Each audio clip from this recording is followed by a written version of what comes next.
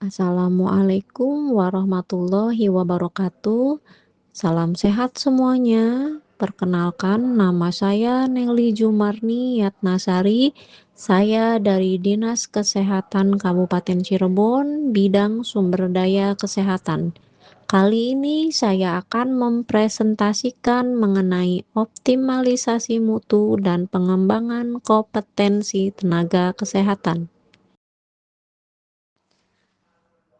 Latar belakang dari optimalisasi mutu dan pengembangan kompetensi tenaga kesehatan adalah kualitas layanan kesehatan dipengaruhi kompetensi tenaga kesehatan, di mana masih terdapat banyak sekali kesenjangan kompetensi di beberapa unit. Selain itu, tuntutan masyarakat terhadap layanan semakin meningkat.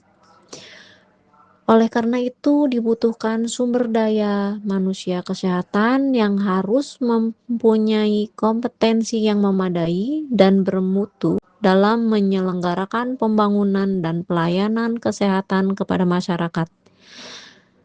Dalam hal ini, peningkatan kompetensi bidang kesehatan serta sebagai dasar panduan dalam perencanaan, pelaksanaan, dan evaluasi pengembangan kompetensi bidang kesehatan.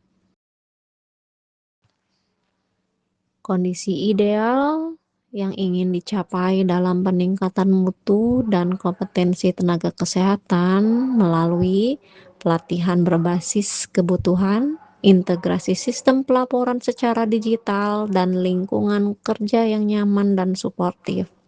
Hal ini akan mendukung terciptanya layanan prima dan keselamatan pasien yang konsisten. Sedangkan kondisi real yang terjadi di lapangan adalah kondisi yang mengalami beberapa hambatan. Dalam hal ini, pemerintah saat ini mewajibkan untuk melakukan pelatihan berkelanjutan berkesinambungan dalam hal implementasi peningkatan mutu dan kompetensi tenaga kesehatan di lapangan. Hambatan real yang terjadi seringkali adalah berupa ketimpangan infrastruktur geografis dan resistensi kompetensi teknologi yang ada.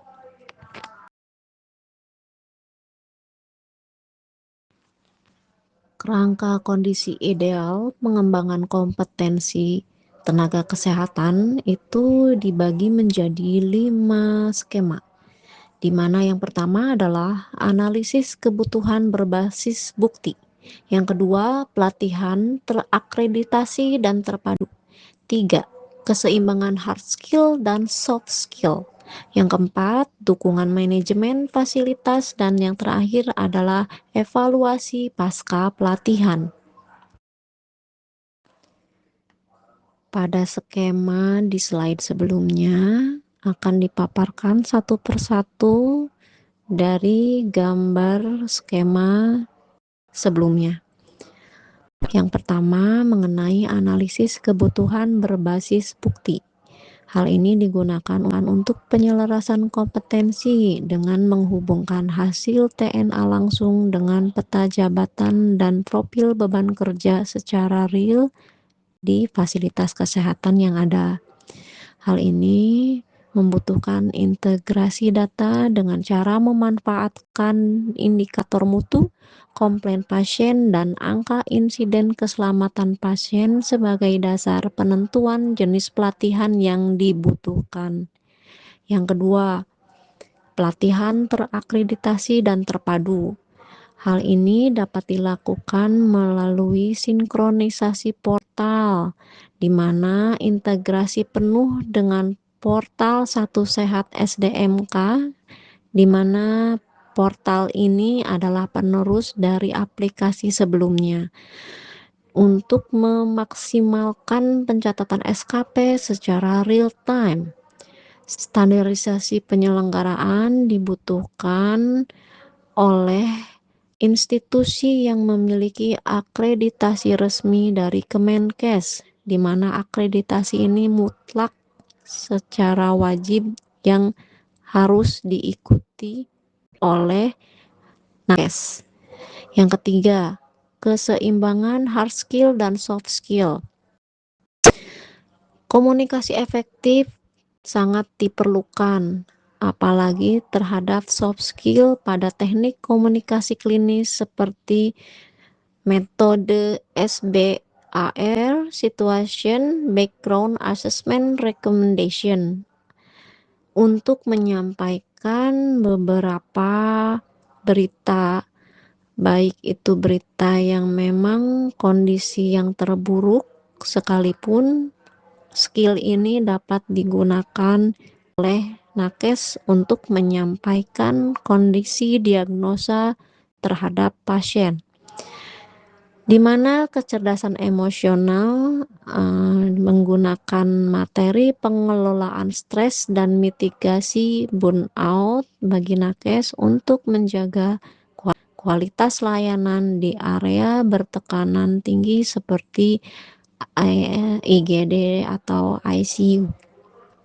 Yang keempat, dukungan manajemen fasilitas menggunakan sistem substitusi kerja dengan cara membuat regulasi tertulis mengenai backup sistem atau insentif bagi nakes yang menggantikan sistem shift rekan kerja yang sedang melakukan pelatihan. Kebijakan transfer ilmu wajib bagi nakes yang melakukan pelatihan untuk melakukan transfer of knowledge, di mana hal ini sangat berguna bagi nakes yang belum menerima pelatihan atau peningkatan mutu kepada rekan sejawat yang memang membutuhkan dan memiliki anggaran yang lebih efisien. Hal ini sangat berguna sekali buat rekan sejawat, teman-teman tenaga kesehatan yang berada dengan kondisi geografis jauh dari pusat kota. Yang kelima, mengenai evaluasi pasca pelatihan. Hal ini digunakan beberapa model evaluasi. Salah satunya menggunakan pendekatan terukur, mengukur reaksi pembelajaran, perubahan perilaku di tempat kerja, hingga hasil akhir pada mutu layanan. Audit klinis diperlukan dengan cara melakukan audit rekam medis pra atau pasca pelatihan untuk melihat kepatuhan tenaga kesehatan terhadap clinical pathway terbaru. Strategi taktis yang dapat kita manfaatkan dalam menghadapi beberapa hambatan dalam peningkatan mutu dan pengembangan kompetensi yang sering terjadi. Yang pertama adalah pemanfaatan alumni pelatihan, train to the trainer. Nakes yang telah dikirim mengikuti pelatihan bersertifikat diwajibkan melakukan transfer ilmu, sharing session, kepada rekan sejawat sesampainya di Vaskes. Yang kedua, sistem diklat berbasis shift, rollover shift.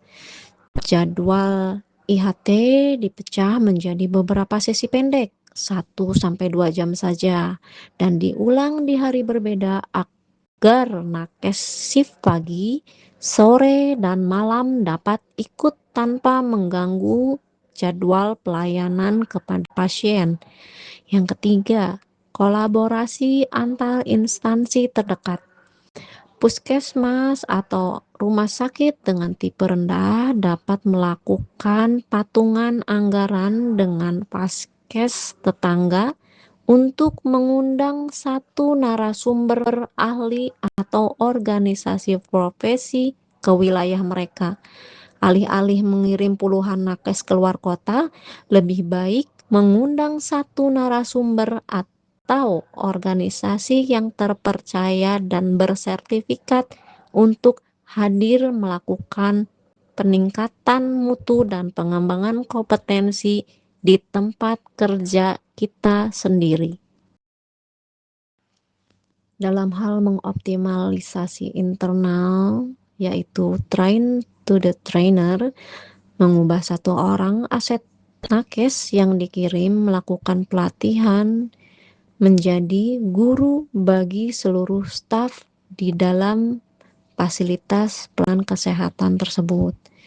Hal ini dapat memaksimalkan dalam fleksibilitas pelayanan atau rollover shift, membagi jam belajar menjadi unit-unit terkecil agar tidak menciptakan kekosongan pelayanan di poli atau bangsal perawatan.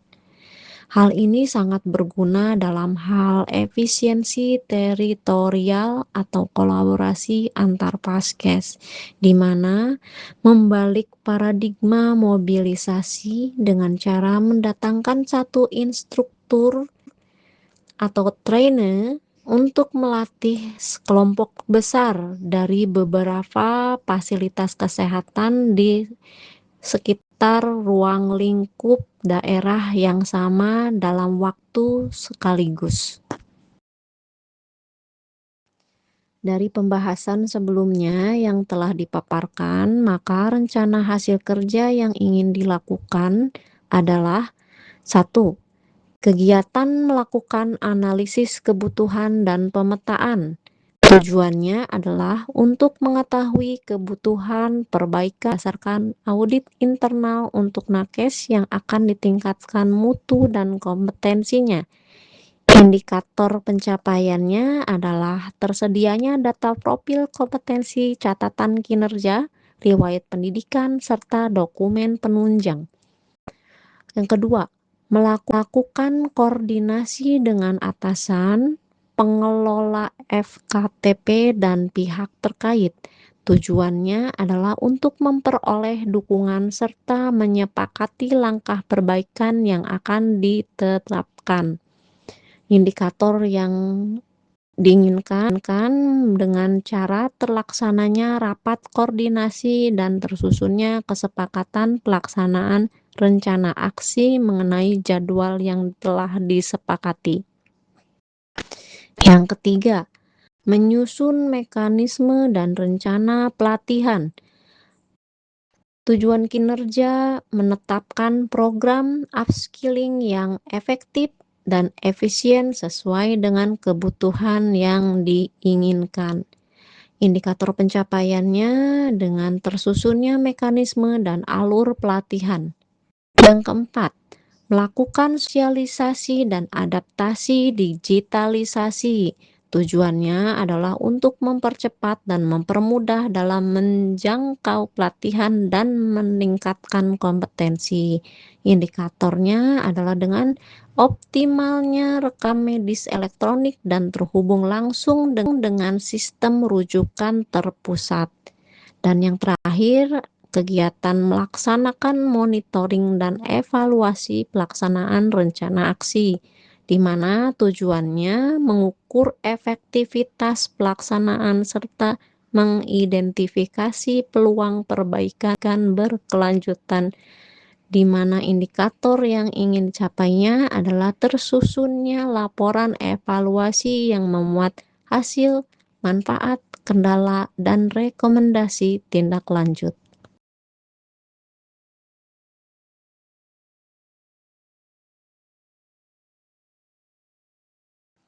Sekian pemaparan yang bisa saya sampaikan kali ini. Terima kasih banyak atas perhatiannya. Saran dan kritik sangat membangun untuk saya lebih baik ke depannya. Terima kasih semuanya. Wassalamualaikum warahmatullahi wabarakatuh.